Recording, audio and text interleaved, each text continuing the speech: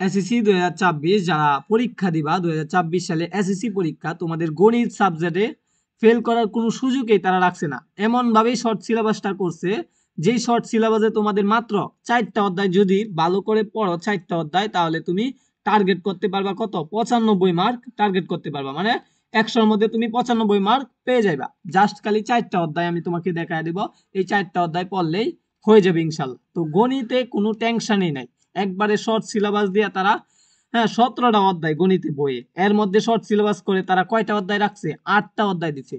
দ্বিতীয় অধ্যায়, তৃতীয় অধ্যায়, 11তম অধ্যায় এটা রাখছে খ বিভাগের জন্য। এরপরে খ বিভাগের জন্য রাখছে 8ম অধ্যায় এবং 7ম অধ্যায়। এরপরে ঘ বিভাগের জন্য রাখছে 16 অধ্যায় এবং 9ম অধ্যায়। এরপরে ঘ বিভাগের জন্য রাখছে 17তম অধ্যায়। তো এই 4টা বিভাগ থেকে তুমি মাত্র 4টা অধ্যায় পড়বা। 4টা অধ্যায় পড়লে তুমি 5টা প্রশ্নের উত্তর দিতে পারবা। সৃজনশীল 5টা প্রশ্ন উত্তর দিলে তুমি 50 মার্ক এখান থেকে পাওয়া গেল সৃজনশীলে। এরপরে তুমি 10টা প্রশ্ন উত্তর দিতে হবে, সংক্ষিপ্ত প্রশ্ন, 20 মার্ক এখান থেকে পাওয়া যায়। এই 4টা অধ্যায় পড়লে এখান থেকে 4টা কমন পড়বে, যেহেতু 15টার মধ্যে তুমি যে কোনো 10টা উত্তর দিতে হবে এবং এমসিকিউ এখান থেকে কমন পড়ে যাবে। তো এমসিকিউ 4টা অধ্যায় পড়লে হইতেছে তোমরা 30টা এমসিকিউ এর মধ্যে 25টা এমসিকিউ কমন পড়ে যাবে। ওকে, চলো আমরা দেখি কোন 4টা অধ্যায় তোমাদেরকে পড়তে হবে। তো আমি তোমাদেরকে যদি যে অধ্যায়গুলা বলি, সেই অধ্যায়গুলা তোমরা মনোযোগ সহকারে নোট সহকারে পড়ে ফেলো, যাতে পরীক্ষায়, হ্যাঁ, 100-র মধ্যে 95 মার্ক পেয়ে যাও। চলো আমরা দেখি সেট ও ফাংশন, এরপরে বীজগণিতের রাশি, এরপরে বীজগণিতের অনুপাত ও সমান অনুপাত। 3টা অধ্যায়, 3টা অধ্যায় থেকে 3টা অঙ্ক আসবে, যে কোনো একটা অধ্যায় পড়ো। তুমি মনে করো সেট ও ফাংশন পড়বা, সেট ও ফাংশন পড়ে তুমি কি করবা? ভালো করে পড়বা, যাতে সেট ও ফাংশন থেকে একটা সৃজনশীল আসবে, একটা প্রশ্ন তুমি দিয়ে দিতে পারো, এখান থেকে 10 পাওয়া গেছো। তোমাদের আমি বলতেছি না সবগুলো অধ্যায় পড়তে, যেগুলো অধ্যায় পড়বা সেগুলা থেকে তোমরা 10-এর মধ্যে যাতে 10 পাও। এরপরে তুমি কি করবা? খ বিভাগ থেকে ব্যবহারিক জ্যামিতি এবং বৃত্ত। ব্যবহারিক জ্যামিতি একটু সহজ হবে, তুমি খালি ব্যবহারিক জ্যামিতি অধ্যায়টা ভালো করে পড়বা, যাতে এখান থেকে 10-এর মধ্যে 10 পাও। 2টা অধ্যায় পড়লা, 20 মার্ক পাইলা। এরপরে গ বিভাগ, গ বিভাগে 16 অধ্যায় এবং 9ম অধ্যায়। তো ত্রিকোণমিতি, অনুপাত এবং পরিমিতি। তুমি 9ম অধ্যায়টা পড়ো, 9ম অধ্যায়টা সহজ হবে।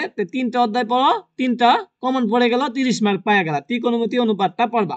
তো এই 3টা অধ্যায় পড়ে 3টা বিভাগ থেকে 3টা উত্তর দিবা। এরপরে ঘ বিভাগ, ঘ বিভাগে 17তম অধ্যায়, এটাতে 2টা সিস্টেমের অঙ্ক আছে। তোমাদের এই অধ্যায়ে 2টা সিস্টেমের অঙ্ক আছে, 2টা সিস্টেমের অঙ্ক হয় তোমরা শেষ করে ফেলবা ভালো করে। এখান থেকে তুমি 2টা উত্তর দিয়ে 20 মার্ক পাওয়া যাবে। তো এই অধ্যায়টা অনেক সহজ, অনেক সহজ।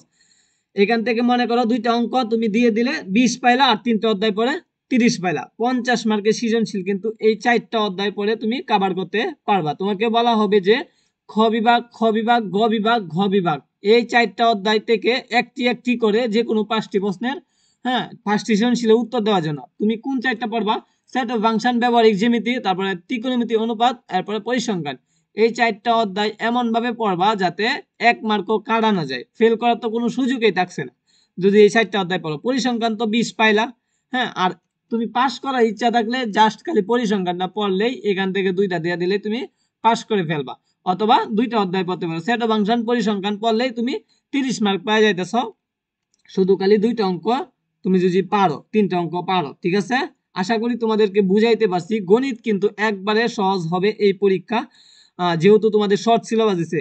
তোমাদের গণিত বইয়ে কিন্তু 17টা অধ্যায়, 17টা অধ্যায়ের মধ্যে শর্ট করে তারা মাত্র কয়টি অধ্যায় রাখছে? 8টা অধ্যায়, 8টা অধ্যায় তোমরা, হ্যাঁ, রাখছে যাতে গণিতে ফেল কম আসে। তো 2025-এ যারা পরীক্ষা দিছে গণিতে, কিন্তু অধিকাংশ পোলাপান, মানে অনেক পোলাপান, প্রায় 6 লাখ পোলাপানের মধ্যে গণিতেই বেশি ফেল করছে। 6 লাখ ফেল করছে জানো তোমরা, এর মধ্যে গণিতে বেশি ফেল করছে। তো তোমরা অধ্যায়গুলা কি করো? পড়ো, পরে, হ্যাঁ, পরবর্তীতে আর এইগুলো রিভিশন দাও না। তো বারবার রিভিশন দাও, গেম খেলা বন্ধ করে কি করো? মনোযোগ দাও গণিতের প্রতি, তাহলে তোমাদের রেজাল্ট ভালো হবে।